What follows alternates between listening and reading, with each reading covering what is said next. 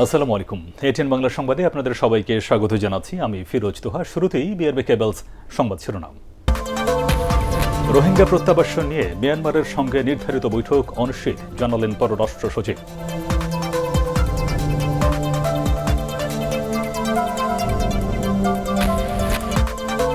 মিয়ানমারের সেনা অভ্যুত্থানের পর অং সান সুচি সহ শীর্ষ নেতাদের অবস্থান এখনও অজানা।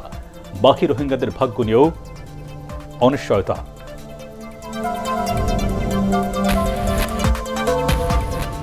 দেশি বিদেশি ষড়যন্ত্র ও শত্রুর মুখে ছাই দিয়ে এগিয়ে যাবে বাংলাদেশ, সংসদে প্রধানমন্ত্রী।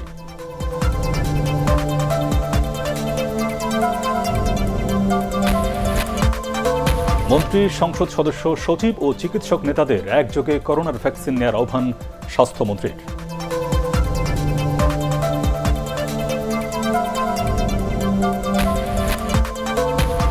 এবং চট্টগ্রামে প্রথম টেস্টে কাল ওয়েস্ট ইন্ডিজের বিপক্ষে মাঠে নামবে বাংলাদেশ। সিরিজ জয়ের আশা মমিনুলের।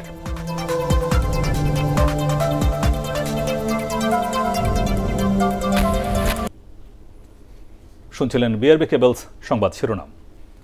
এবার বিস্তারিত। রোহিঙ্গা প্রত্যাবাসন নিয়ে মিয়ানমারের সঙ্গে পূর্ব নির্ধারিত বৈঠক অনিশ্চিত বলে জানিয়েছেন পররাষ্ট্র সচিব মাসুদ বিন মোমেন। পররাষ্ট্র মন্ত্রণালয়ে সাংবাদিকদের মুখোমুখি হয়ে তিনি বলেন, দেশটির নতুন সরকারের সঙ্গে আনুষ্ঠানিক কোনো যোগাযোগ হয়নি বাংলাদেশের। সে কারণে ৪ ফেব্রুয়ারির যৌথ ওয়ার্কিং কমিটির বৈঠক হবে কিনা তা এখনও নিশ্চিত নয়। মিয়ানমারের বাংলাদেশ দূতাবাস পরিস্থিতি পর্যবেক্ষণ করছে বলেও জানান পররাষ্ট্র সচিব। আমাদের চাইনিজদের সাথে কথা হয়েছে এবং তারা ইনকোয়ার করছে যে এইটা ৪ তারিখে হওয়ার ব্যাপারে আমাদের প্রেফারেন্স আছে, চাইনিজদেরও আছে। তো এখন মিয়ানমার থেকে আগেরবার তারা সময়ও দিয়ে দিয়েছিল ৪ তারিখ একটা নির্দিষ্ট সময়। তো এখন এই পরিবর্তিত পরিস্থিতিতে সেই সময়টাই থাকবে নাকি মিটিংটা আদৌ ওই দিন হবে কিনা, এখন এই নতুন মন্ত্রী বা নতুন যারা আছে তারা একটু ফাংশনাল হইলে পরে তখন তাদের সাথে আমাদের এই মিটিংটা করে এবং বাকি যেই রোড ম্যাপটা আমরা করেছিলাম মিয়ানমার রাষ্ট্রের সাথে, তো সেটাই যাতে বলবৎ থাকে সেটাও আমরা চাইনিজদেরকেও বলে। মিয়ানমারে সেনা অভ্যুত্থানের পর অং সান সুচি সহ বাকিদের কোথায় কিভাবে রাখা হয়েছে তা এখন পর্যন্ত জানা যায়নি। নির্বাচনে বিপুল বিজয়ের পরও বন্দুকের মুখে সরকার গঠন করতে না পারার হতাশায় এনএলডির সমর্থকরা মঙ্গলবার সকাল থেকেই একে একে খুলতে শুরু করে সেদেশের মোবাইল নেটওয়ার্ক। অং সান সুচির মুক্তির দাবিতে কোনো কোনো সরকারি কর্মকর্তাদের পদত্যাগের কথাও জানা গেছে। ধর্মঘটের ঘোষণা দিয়েছেন হাসপাতালের চিকিৎসকরা। বিভিন্ন সংবাদ মাধ্যম বলছে, সামরিক জান্তার ক্ষমতা দখলের ঘটনায় অনিশ্চয়তা দেখা দিয়েছে সে দেশে থাকা বাকি রোহিঙ্গাদের ভাগ্য নিয়ে। আন্তর্জাতিক নিন্দা, সমালোচনা এবং ইয়াঙ্গুন সহ কয়েকটি স্থানে সীমিত পরিসরে প্রতিবাদের ভবিষ্যৎ নিয়েই এখন চলছে আলোচনা বিশ্লেষণ। দেশি বিদেশি ষড়যন্ত্র সত্ত্বেও শত্রুর মুখে ছাই দিয়ে দেশ এগিয়ে যাবে বলে মন্তব্য করেছেন প্রধানমন্ত্রী শেখ হাসিনা। জাতীয় সংসদে দেয়া ভাষণে তিনি বিএনপি নেতাদের উদ্দেশ্য করে বলেন, তারা ইচ্ছে করলে নৌকার পতাকা তলে আসতে পারে। প্রধানমন্ত্রী বলেন, নেতৃত্বের অভাবে দলটির প্রতি জনগণের কোনো আস্থা নেই। Apple Mahmud report. সংসদে রাষ্ট্রপতির ভাষণের উপর সমাপনী আলোচনায় দেশের অর্থনৈতিক উন্নয়নের পাশাপাশি স্বাস্থ্য, খাদ্য ও সামাজিক নিরাপত্তায় নেওয়া সরকারের উদ্যোগগুলো তুলে ধরেন সংসদ নেতা প্রধানমন্ত্রী শেখ হাসিনা। দেশের মানুষকে সুরক্ষিত রাখায় বিএনপির চেয়ে আওয়ামী লীগের প্রতি জনগণের আস্থা বিশ্বাস বেড়েই চলেছে বলে দাবি করেন তিনি। বিএনপির তো আজকে সেই দশা, তাদের নেতৃত্বের অভাব, তাদের উপর মানুষের আস্থা থাকে না, বিশ্বাস থাকে না। আর সেই বিশ্বাস আস্থাটা নাই, আস্তে আস্তে সে জায়গাটা সরে যাচ্ছে। মানুষ এখন আওয়ামী লীগের কাছ থেকে যেহেতু সেবা পেয়েছে, স্বাভাবিকভাবে মানুষের আস্থা বিশ্বাস আওয়ামী লীগ অর্জন করছে, যার প্রতিফলন আমরা দেখলাম আমাদের স্থানীয় সরকার নির্বাচনগুলিতে। মানুষ এখন আন্তরিকভাবে ভোট দিচ্ছে। বিএনপি নেতারা চাইলে আওয়ামী লীগে যোগ দিতে পারেন বলেও মন্তব্য করেন প্রধানমন্ত্রী। জোড়াতালি দিয়ে পদ্মা সেতু করা হয়েছে, কেউ উঠবেন না, তাহলে নদীটা পার হবে কিসে? মাননীয় স্পিকার, যদি নৌপথে যেতে হয় উপায় তো নাই, নৌকায় চড়তে হবে। আমাদের নৌকা অনেক বড়, কোনো অসুবিধা নাই। আমাদের নৌকা অনেক বড়, সবাইকেই নেব, তো বেছে নেব, কেউ আবার নৌকায় বসে নৌকা ফুটা না করে, সেটা দেখবো। করোনা মোকাবেলা নিয়ে দেশের ভেতর ও বাইরে সরকারের সমালোচনার জবাব দেন প্রধানমন্ত্রী। গুজব রচনা করে, মিথ্যে কথা বলে, অসত্য তথ্য দিয়ে মানুষকে বিভ্রান্ত করা, এটা বিএনপির জন্মগত চরিত্র। ভ্যাকসিন এসে গেছে, আমি জানি এটা নিয়ে অনেক কথা, অনেক সমালোচনা, অনেক ব্যঙ্গ শুনেছি। উত্তরটা ভ্যাকসিন আসার পরে বোধহয় ভ্যাকসিন নিজেই উত্তরটা দিয়ে দিয়েছে। যারা বলেছে তাদের মুখেই থাপ্পড়টা পড়েছে, আমার কিছু করার নেই। দেশে করোনা এখন অনেকটা নিয়ন্ত্রণে দাবি করে শিক্ষার্থীদের লেখাপড়ায় মনোযোগী হওয়ার পরামর্শ দেন সংসদ নেতা শেখ হাসিনা। সবাইকে আমার আন্তরিক ধন্যবাদ। Apple Mahmud, ATN Bangla, Dhaka. মন্ত্রী, সংসদ সদস্য, সচিব ও চিকিৎসক নেতাদের একযোগে করোনার ভ্যাকসিন নিতে আহ্বান জানিয়েছেন স্বাস্থ্যমন্ত্রী জাহিদ মালিক। রাজধানীতে এক অনুষ্ঠানে মন্ত্রী একথা বলেন। জনগণের টাকায় কেনা ভ্যাকসিনের একটি ডোজও যেন নষ্ট না হয় সেদিকে লক্ষ্য রাখা হবে বলে সময় জানান স্বাস্থ্য সচিব আব্দুল মান্নান। বিস্তারিত জানাচ্ছেন রসনা দাস। কুষ্ঠ, কালাজ্বর, জলাতঙ্ক, ডেঙ্গু সহ ক্রান্তীয় অবহেলিত প্রায় 20টি রোগের মধ্যে 7টি রোগ দেখা যায় বাংলাদেশের মানুষের মধ্যে, যা মৃত্যু না ঘটালেও শারীরিক নানা দীর্ঘমেয়াদী উপসর্গ এমনকি বিকলাঙ্গও করে। এনটিডি অন্তর্ভুক্ত এই রোগ নির্মূলে বিভিন্ন দেশের মতো বাংলাদেশেও বিশ্ব এনটিডি দিবস পালিত হয়। দিবসটি উপলক্ষে স্বাস্থ্য অধিদপ্তরের আলোচনা সভায় প্রধান অতিথি ছিলেন স্বাস্থ্যমন্ত্রী জাহিদ মালিক। এ সময় সারা বিশ্বে আবিষ্কৃত করোনা ভ্যাকসিনগুলোর মধ্যে অক্সফোর্ড অ্যাস্ট্রাজেনিকার ভ্যাকসিন সবচেয়ে নিরাপদ বলে দাবি করেন মন্ত্রী। তাই কোনো দ্বিধায় না থেকে সবাইকে ভ্যাকসিন নিতে আবারও আহ্বান জানান তিনি। ইতিমধ্যে 500 জনকে ভ্যাকসিনেট করা হয়েছে, যারা সকলেই ভালো আছেন। আমাদের যারা কলিগ আছে, আমাদের সিনিয়র কলিগ যারা এমপি মহোদয়রা আছেন, মন্ত্রী মহোদয়রা আছেন, সচিব মহোদয়রা আছেন, তাদেরকেও আমরা আহ্বান করব যে তারা আমাদের সাথে এই ভ্যাকসিনেট প্রোগ্রামে যোগ দিবেন। অনুষ্ঠানে স্বাস্থ্য সচিব আব্দুল মান্নান বলেন, জনগণের টাকায় কেনা ভ্যাকসিনের একটি ডোজেরও যেন অপব্যবহার না হয় সেদিকে লক্ষ্য রাখছে মন্ত্রণালয়। আমাদের প্রতিটা ডোজ যেগুলো আমরা সরকারের টাকায়, জনগণের টাকায় ক্রয় করে এনেছি বাংলাদেশে, একটি ডোজকেও যাতে মিসইউজ না হয় সেই দিকে আমরা সার্বক্ষণিক নজর রাখছি। করোনার টিকা পেতে যারা অনলাইনে আবেদন করতে পারবে না তাদের গ্রাম পর্যায়ে সরকারি তথ্য কেন্দ্রে সহায়তা দেওয়া হবে। ভ্যাকসিন কেন্দ্রে গিয়েও ফর্ম পূরণ করা যাবে বলে জানিয়েছেন সংশ্লিষ্টরা।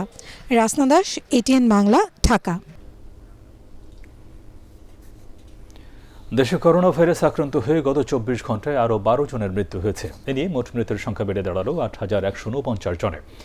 এর মধ্যে ঢাকা বিভাগের সর্বোচ্চ 6 জন, রাজশাহীতে 2 জন এবং চট্টগ্রাম, ময়মনসিংহ, বরিশাল ও সিলেটে 1 জন করে মারা গেছেন। সবশেষ মৃতদের মধ্যে 11 জন পুরুষ ও 1 জন নারী। স্বাস্থ্য অধিদপ্তরের সংবাদ বিজ্ঞপ্তিতে এসব তথ্য জানানো হয়। এছাড়া গত 24 ঘন্টায় 14,452টি নমুনা পরীক্ষায় নতুন করে করোনা শনাক্ত হয়েছেন 525 জন।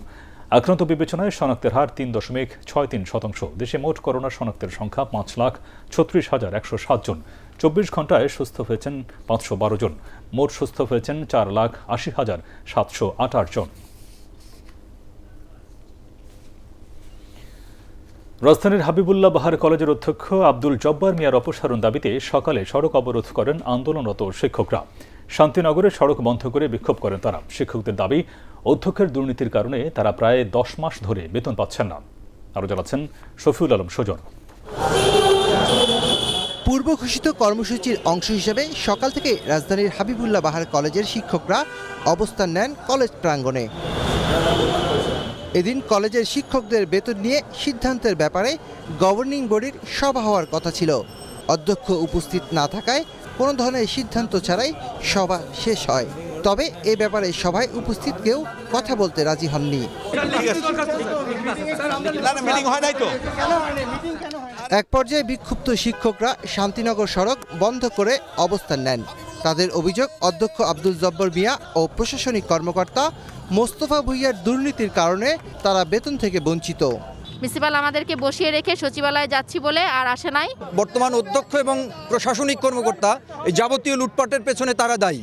উনি একটা অযোগ্য প্রিন্সিপাল, উনি কোনো পরিস্থিতি সামাল দিতে পারতেছে না। উনি কলেজ ফান্ড ফাঁকা করে ফেলছে। তাদের অপসারণ না হওয়া পর্যন্ত এই শিক্ষক সমাজ আজকে এইখান থেকে সরবে না। প্রায় আধা ঘন্টা শান্তিনগর সড়ক বন্ধ থাকায় ওই এলাকায় তীব্র যানজটের সৃষ্টি হয়। এ সময় পুলিশ শিক্ষকদের আলোচনার মাধ্যমে প্রধান সড়ক থেকে সরিয়ে দেন। তারা কয়েক মাস যাবৎ বেতন পান না, তারা নন এমপিও ভুক্ত টিচার এনারা। যাই হোক, এই ব্যাপারটা নিয়ে আজ কয়েকদিন হয়তো ওনারা সুরাহা করতে পারেনি, যেহেতু এটা কলেজের আভ্যন্তরীণ বিষয়। ওনারা আজকে হঠাৎ করেই রাস্তায় চলে এসেছিলেন। তো আমরা যখন ওনাদেরকে বলেছি যে রাস্তা ছেড়ে দেওয়ার জন্য, ওনারা আমাদের কথায় রাস্তা ছেড়ে দিয়েছেন। পরে আন্দোলনকারী শিক্ষকরা কলেজের সামনে অবস্থান নিয়ে কর্মসূচি চালিয়ে যাওয়ার ঘোষণা দেন। শফিল আলম সুজন, এটিএন বাংলা, ঢাকা। বারবার কালো টাকা সাদা করার সুযোগ দেওয়া নীতি পরিপন্থী বলে মনে করেন বিশিষ্টজনরা। নাগরিক প্ল্যাটফর্মের ভার্চুয়াল সংলাপে তারা বলেন, সবার আগে কালো টাকার উৎস বন্ধ ছাড়াও সিন্ডিকেট ভাঙতে হবে, আর এজন্য প্রয়োজন রাজনৈতিক অঙ্গীকার, গণতান্ত্রিক চর্চা এবং তথ্যের অধিকার। কালো টাকার দুষ্ট চক্র বন্ধে সামাজিক আন্দোলন গড়ে তোলার কোনো বিকল্প নেই বলে মনে করেন সেন্টার ফর পলিসি ডায়ালগ সিপিডির ফেলো ডক্টর দেবপ্রিয় ভট্টাচার্য। কালো টাকার পরিমাণ বাড়ছে, কমছে না, সেহেতু এইটাও একটা দুশ্চিন্তার বিষয়। উৎস যদি বন্ধ না হয় তাহলে এইরকম শুধুমাত্র করার সুযোগ দিয়ে এটাকে কমানো যাবে না বা এটা কার্যকর হবে না। আবারও বলেছেন, শুধু সুযোগ দিলে হবে না, এটার সাথে যদি এনফোর্সমেন্ট, বাধ্যবাধকতার মাধ্যমে যদি বাস্তবায়ন না হয় তাহলেও আবার কিন্তু হবে না। বগুড়ায় বিষাক্ত মদ পানে 7 জনের মৃত্যু হয়েছে। রোববার রাতে জেলার বিভিন্ন স্থানে আলাদা ঘটনায় তাদের মৃত্যু হয়। রাজশাহী রেঞ্জের ডিআইজি আব্দুল বাতিন বিষয়টি নিশ্চিত করেন। বগুড়ার পুলিশ সুপার আলী আশরাফ ভূঁইয়া জানান, শহরের 3 মাথা এলাকার হরিজনপল্লীতে বিয়ে উপলক্ষে আশীর্বাদ অনুষ্ঠানে কয়েকজন বিষাক্ত মদ পানে অসুস্থ হয়ে পড়েন। পরে বিভিন্ন হাসপাতালে চিকিৎসাধীন অবস্থায় মারা যান তারা। এ বিষয়ে বগুড়া সদর থানায় একটি মামলা হয়েছে। শহরের পুরান বগুড়া ও ফুলবাড়ির একটি হোমিও ল্যাব থেকে সরবরাহ করা বিষাক্ত মদ পানে তাদের মৃত্যু হয়েছে বলে ধারণা করা হয়েছে। বিষয়টি তদন্ত করছে পুলিশ। হরিজন সম্প্রদায়ের একটি বিয়ের অনুষ্ঠানে রেকটিফাই স্পিরিট খেয়ে কয়েকজন মৃত্যুবরণ করেছেন।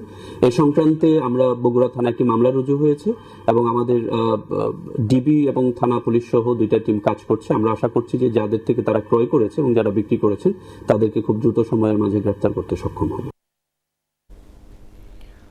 অনিয়ম ও দুর্নীতির অভিযোগে প্রধান নির্বাচন কমিশনার সহ অন্য কমিশনারদের বিরুদ্ধে সুপ্রিম জুডিশিয়াল কাউন্সিল গঠনের জন্য রাষ্ট্রপতির কাছে আবেদন করেছেন সুপ্রিম কোর্টের বিএনপিপন্থী আইনজীবীরা। 101 জন আইনজীবীর স্বাক্ষরে বঙ্গভবনে রাষ্ট্রপতির কাছে আবেদন পৌঁছে দেন তারা। দুর্নীতি এবং গুরুতর অসদাচরণের তদন্ত করে সংবিধান অনুযায়ী ব্যবস্থা নেওয়ার দাবি জানানো হয় এই আবেদনে। মঙ্গলবার বিকেলে সাংবাদিকদের সব তথ্য জানান সুপ্রিম কোর্টের সাবেক সম্পাদক barrister AM Mahbub Uddin Khokon.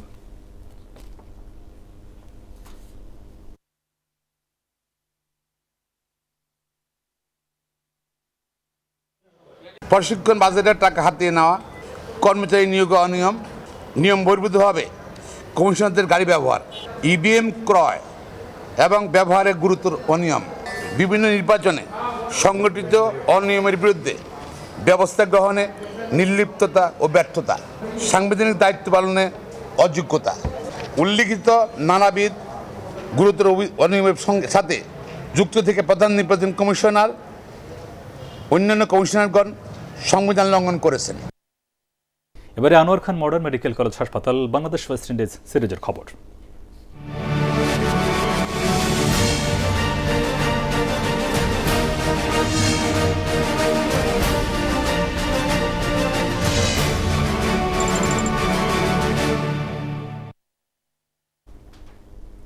Series জয়ের লক্ষ্য নিয়ে কাল ওয়েস্ট ইন্ডিজের বিপক্ষে প্রথম টেস্টে মাঠে নামবে বাংলাদেশ। ম্যাচের আগে আনুষ্ঠানিক সংবাদ সম্মেলনে এমনটা বললেন টাইগার দলের অধিনায়ক মোমিনুল হক। অন্যদিকে ওয়েস্ট ইন্ডিজের অধিনায়ক ব্রাথওয়েট জানান, ওয়ানডের চেয়ে তাদের টেস্ট দলটি শক্তিশালী। জহুর আহমেদ চৌধুরী স্টেডিয়ামে সকাল 9:30টায় শুরু হবে এই ম্যাচটি। চট্টগ্রাম থেকে আরও জানাচ্ছেন এসএম আশরাফ। কোচ রাসেল ডোমিঙ্গোর সঙ্গে একান্ত আলাপে অধিনায়ক মোমিনুল হক। উদ্দেশ্যটা পরিষ্কার, চলছে প্রথম টেস্টের ছকতরি। বিশেষ করে উদ্বোধনী জুটিতে তামিম ইকবালের সাথে সাইফ হাসান নাকি সাদমান ইসলাম, তা নিয়ে সিদ্ধান্ত নিতে বেগ পেতে হচ্ছে টিম ম্যানেজমেন্টের। অধিনায়কের বিশ্বাস, যেই সুযোগ পাবেন সেরা পারফরমেন্স দেখাবেন। আমি তো অবশ্যই আপনার উইকেটের কন্ডিশন বুঝে আপনার ওইভাবে আপনার টিম সাজানো হয়। তো ওইভাবে টিম কন্ডিশন বুঝে আপনার উইকেট বুঝে তখন ওইভাবে ব্যবস্থা নেওয়া হয়। ইন্টারন্যাশনাল ক্রিকেট কিন্তু অলওয়েজ আপনার চ্যালেঞ্জিং, এটা আপনি 19-এর সবাই যদি খেলে ইন্টারন্যাশনাল লেভেলে তো অলওয়েজ চ্যালেঞ্জিং, এখানে প্রেশার থাকে, আপনার এক্সপেকটেশন থাকে, ওই হিসেবে সবসময় চ্যালেঞ্জিং। ওয়ানডে সিরিজ জেতায় স্বাগতিক শিবিরে বইছে আত্মবিশ্বাসের হাওয়া। তবে মমিনুল বলছেন লঙ্গার ভার্সনে সহজ প্রতিপক্ষ হবে না ক্যারিবীয়রা। ডেফিনেটলি, অবশ্যই। আমরা দেখেন ঘরের মাঠে সবসময় স্বাগতিকরাই ফেভারিট থাকে, অবশ্যই ফেভারিট থাকে। তার মানে এই না যে আমরা ওয়েস্ট ইন্ডিজ টিমকে আমরা দুর্বল হিসেবে অথবা হিসেবে দেখছি। আমরা তাদের ওইভাবে আমরা আমাদের নিয়ে ফোকাস করছি বেশি, আমরা আমাদের সেরাটা খেলার চেষ্টা করবো, এটাই।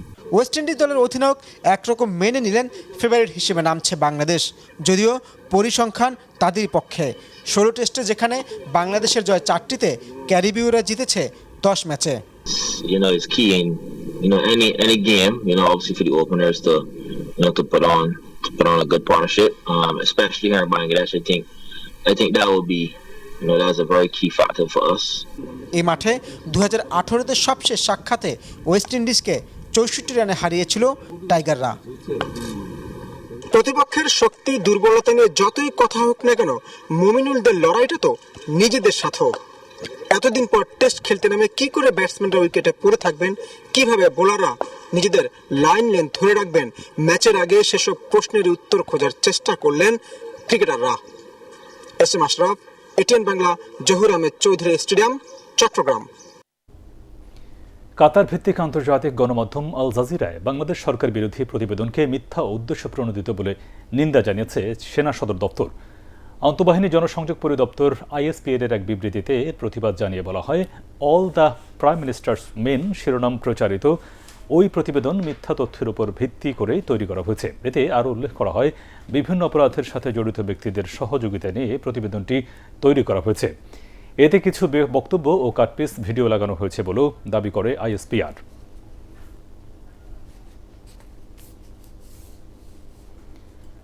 দেশীয় ফেব্রিক্স দিয়ে তৈরি বিপুল সংখ্যক মানসম্মত পিপি যুক্তরাষ্ট্র ও ইউরোপের বিভিন্ন দেশে রফতানি হলেও দেশের বাজারে তার কদর নেই। দেশে পিপির চাহিদা মেটানো হচ্ছে অতিরিক্ত দামে কেনা সামগ্রী দিয়ে। তবে কেন্দ্রীয় ঔষধাগার CMSD বলছে সাশ্রয়ী দামে পিপি কেনার পরিকল্পনা রয়েছে তাদের। আদিন সজীবের রিপোর্ট, ক্যামেরা ছিলেন এমদাদুল হক।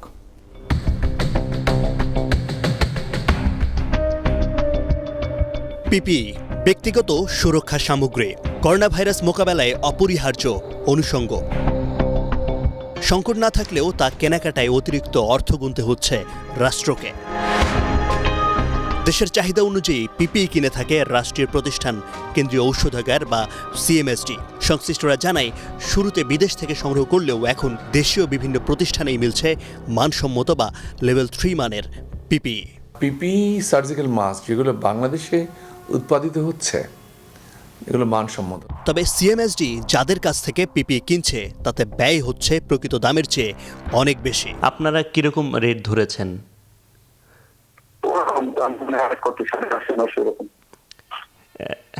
850-900। যদিও উৎপাদনকারী কোনো কোনো প্রতিষ্ঠান বলছে লেভেল 3 মানের পিপির দাম প্রতি পিস 450 থেকে 500 টাকার মধ্যে রাখা সম্ভব। এই একই পিপি তারা রপ্তানি করছেন ইউরোপ, আমেরিকা সহ বিভিন্ন দেশে।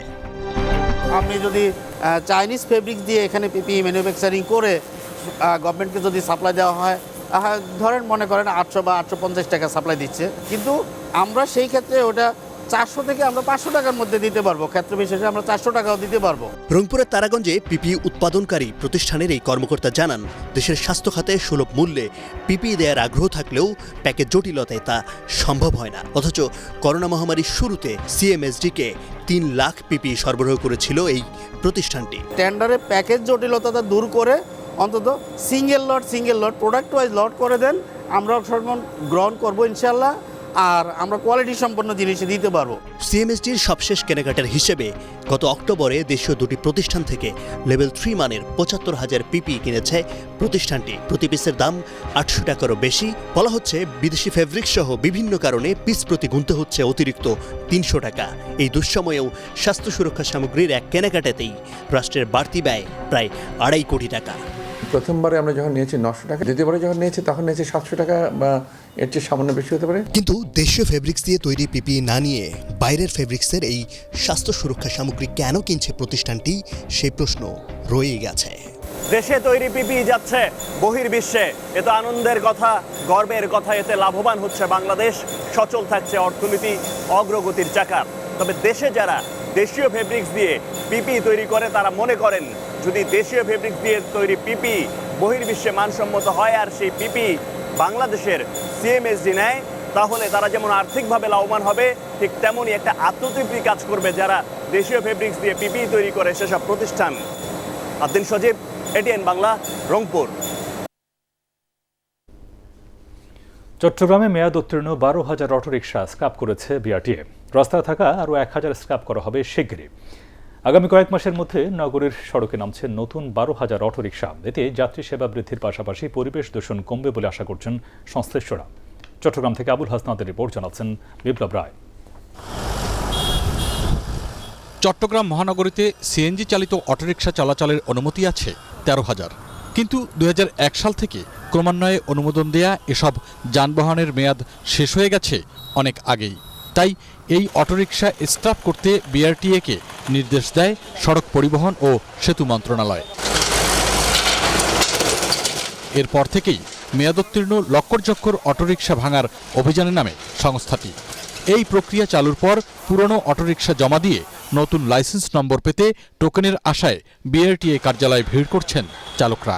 সরকার আমাদেরকে একটা সিস্টেম করে দিয়েছে যে মেয়াদ উত্তীর্ণ গাড়িগুলো করলে, ডাম্পিং করলে আমরা নতুন পুনরায় একটা লাইসেন্স পাবো। সবার জন্য, পরিবেশের জন্য সরকারের নতুন আইনটা করছে, ভালো হয়েছে। কর্তৃপক্ষ বলছে চট্টগ্রামে এরই মধ্যে স্ক্র্যাপ করে 5,500 অটোরিকশা প্রতিস্থাপন করা হয়েছে। আর 2004 সালে তৈরি 3,616টি অটোরিকশা ভাঙার কাজ চলছে।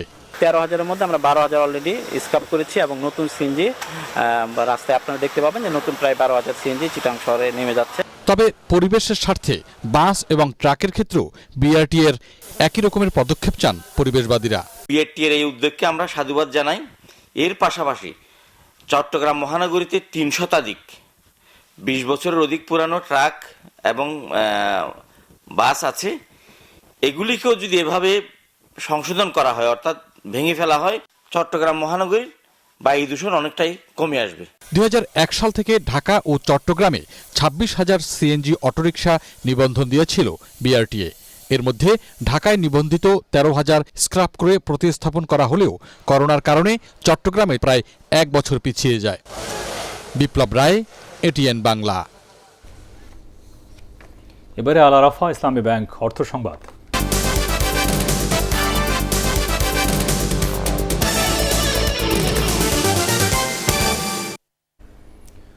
রাজশাহীতে অনুষ্ঠিত হল নাটোর, চাঁপাইনবাবগঞ্জ, রাজশাহী ও নওগাঁ জেলার ক্ষুদ্র ঋণ প্রতিষ্ঠান এমএফআই এর প্রধান নির্বাহী কর্মকর্তাদের মতবিনিময় সভা।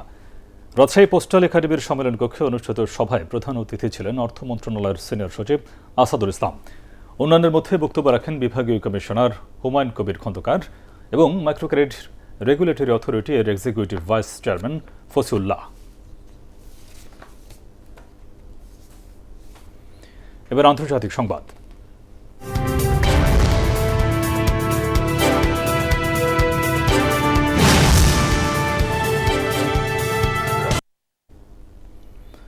প্রবল তুষারঝড়ে বিপর্যস্ত হয়ে পড়েছে যুক্তরাষ্ট্রের পূর্ব উপকূলীয় অঞ্চলের জনজীবন।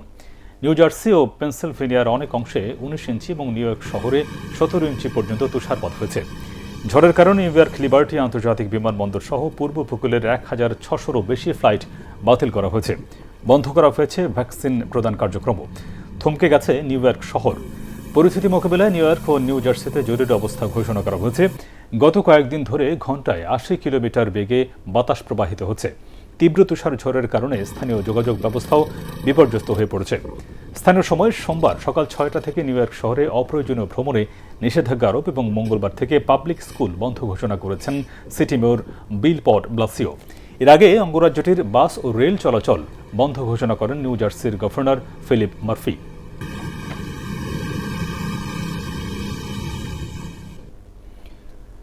মিয়ানমারের সামরিক অভ্যুত্থানের ঘটনায় দেশটির ওপর আবারও নিষেধাজ্ঞার হুমকি দিয়েছে যুক্তরাষ্ট্র।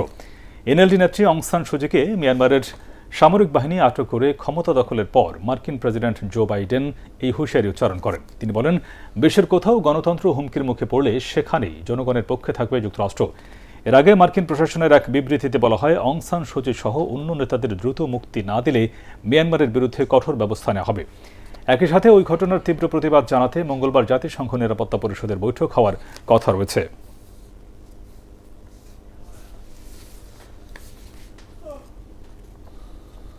এবারে পার্টেক্স খেলার খবর।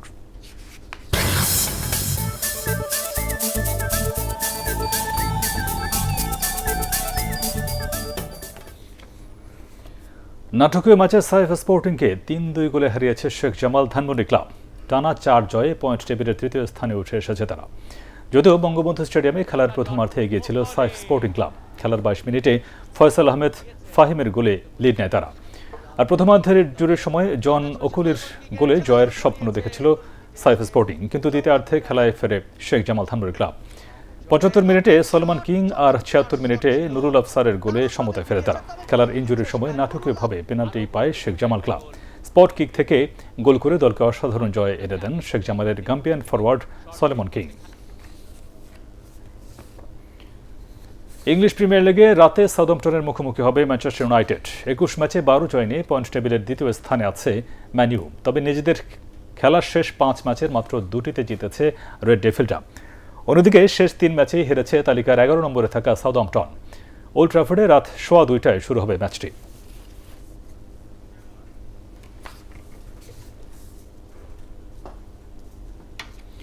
শেষ করার আগে বিআরবি কেবলস সংবাদ শিরোনামগুলো আরও একবার। রোহিঙ্গা প্রত্যাবর্ষণ নিয়ে মিয়ানমারের সঙ্গে নির্ধারিত বৈঠক অনিশ্চিত, জানালেন পররাষ্ট্র সচিব।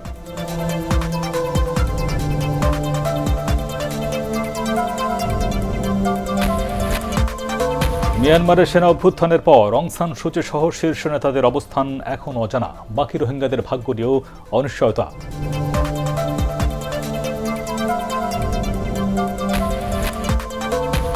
দেশি বিদেশি ষড়যন্ত্র ও শত্রুর মুখে ছাই দিয়ে এগিয়ে যাবে বাংলাদেশ, সংসদে প্রধানমন্ত্রী।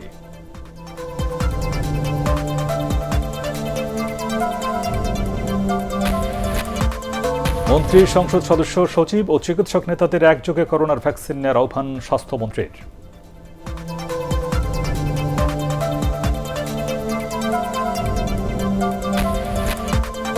এবং চট্টগ্রামে প্রথম টেস্টে কাল ওয়েস্ট ইন্ডিজের বিপক্ষে মাঠে নামবে বাংলাদেশ। সিরিজ জয়ের আশা মুমিনুলের।